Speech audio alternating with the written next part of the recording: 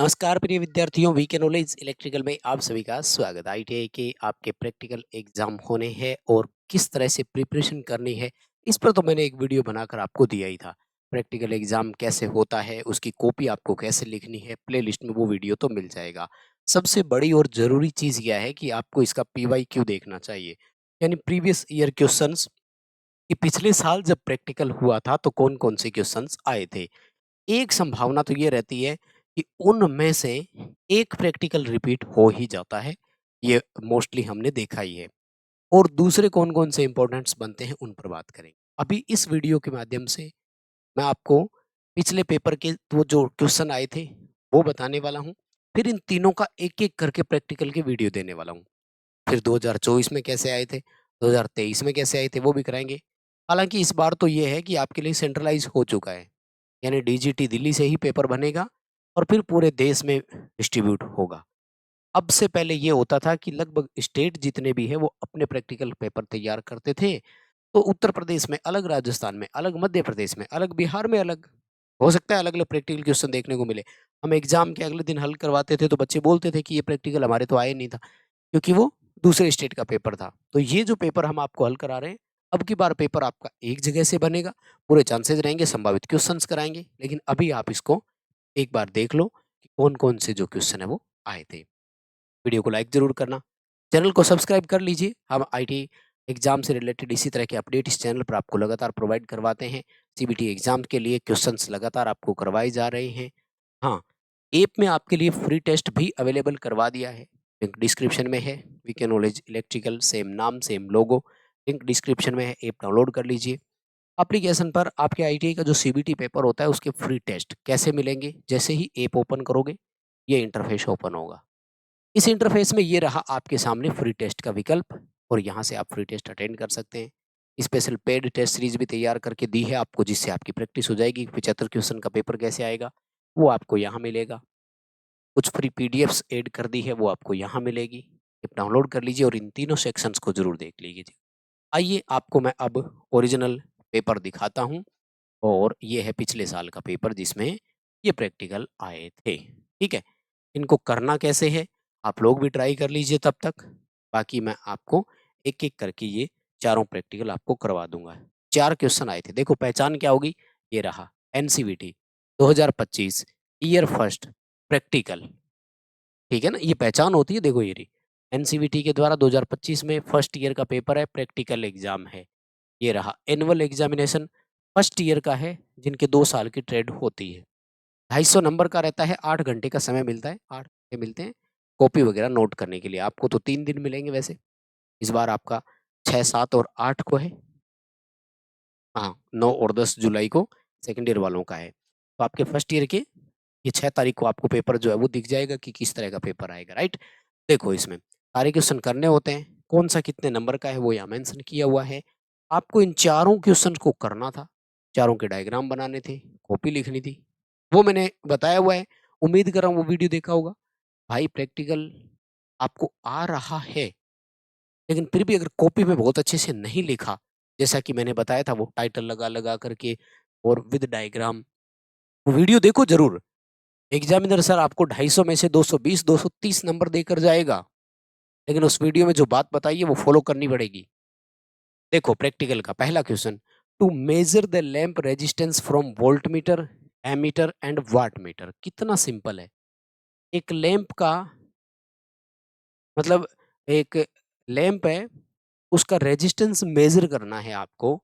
आपके पास वोल्टमीटर भी है, एम्पीयर मीटर भी है और वाटमीटर भी है। बहुत सिंपल है भाई। वोल्टमीटर वोल्टेज देगा, एम्पीयर मीटर करंट देगा, वाटमीटर आपको पावर दे देगा। तो रेजिस्टेंस के फॉर्मूले कितने हैं? आर बराबर वी स्क्वायर अपॉन पी, इस फॉर्मूले से आ जाएगा। आर बराबर वी बटे आई, इस फॉर्मूले से आ जाएगा, है ना? और आर बराबर पी बटे आई स्क्वायर, इस फॉर्मूले से आ जाएगा। इन तीनों से जो आप वैल्यू कैलकुलेट करो वो बराबर आनी चाहिए थी। मतलब आपको सचित्र वर्णन करना था। मैं चलो एक हल्का सा बता देता हूँ। करना क्या था आपको? आपको एक सर्किट में ऐसे डायग्राम बनाना था। वोल्टमीटर सिंगल फेज का है ना, तो ऐसे सिंगल फेज में फेज दिखाना था। यहाँ पे न्यूट्रल लिंक दिखाना था। ध्यान रखना, मैंने बताया था डायग्राम पेंसिल से बनाना है। सबसे बड़ा रोल डायग्राम का ही है। ठीक है, अब आपको क्या करना था, यहाँ पे इस सर्किट में वोल्ट मीटर और सब लगा करके दिखाने थे। सीरीज में एम्पीयर मीटर था तो एम्पीयर मीटर यहाँ दिखा देते हैं, मान लीजिए यहाँ पे लैंप जोड़ करके दिखा देते हैं। आपको बढ़िया सा डायग्राम बनाना है, ऐसे हाथ से नहीं जैसे मैं बना रहा हूँ, वहाँ नंबर मिलते हैं उस चीज़ के। वोल्ट मीटर पैरेलल में जुड़ता है तो यहाँ जोड़ दीजिए या लोड के पास जोड़ दीजिए, वो कोई ज़्यादा फर्क नहीं पड़ेगा। और वाट मीटर सीरीज पैरेलल में जुड़ता है, वाट मीटर के कनेक्शन यूं कर दिया करो ऐसे। बस अब आपको विधि में लिखना था, मतलब मैंने बताया भी है, फिर भी ध्यान रखना, सबसे बड़ा इम्पैक्ट प्रैक्टिकल एग्जामिनर पर आपके सर्किट डायग्राम का पड़ेगा। कॉपीज में कैसा डायग्राम बनाए, इसलिए डायग्राम बहुत अच्छे से बनाना, ठीक है। और इनमें मार्किंग भी करना, जैसे ये फेज है तो लिखो यहाँ पे फेज, न्यूट्रल है तो न्यूट्रल लिखो, एम्पीयर मीटर वोल्ट मीटर की थोड़ा रेटिंग के बारे में नीचे डिटेल दे दो, कुछ सब चीजें चलेगी। एम्पीयर मीटर वोल्ट मीटर को ऐसे जोड़ते हुए दिखाओ, ठीक है। अब आपको क्या करना है, यहाँ पे लिखना था, है ना, कि वोल्ट मीटर की रीडिंग, ठीक है, जो भी आई हो, एम्पीयर मीटर की रीडिंग, वाट मीटर की रीडिंग। अब इस तीनों रीडिंग का यूज करके, तीनों आपको कैलकुलेशन करके रेजिस्टेंस निकालना था और उसका आंसर आपको मैच करवाना था जो वैल्यू आती है। और वो जो तीनों रीडिंग आती है वो आपकी आंसर बराबर आना चाहिए, मतलब रेजिस्टेंस तीनों फॉर्मूले से बराबर आना चाहिए, और रेजिस्टेंस के तीनों फॉर्मूले को लिखवाई दी, ऐसे मतलब करके दिखाना था। तो ये एग्जामिनर सर को आपको प्रूफ देना था, राइट।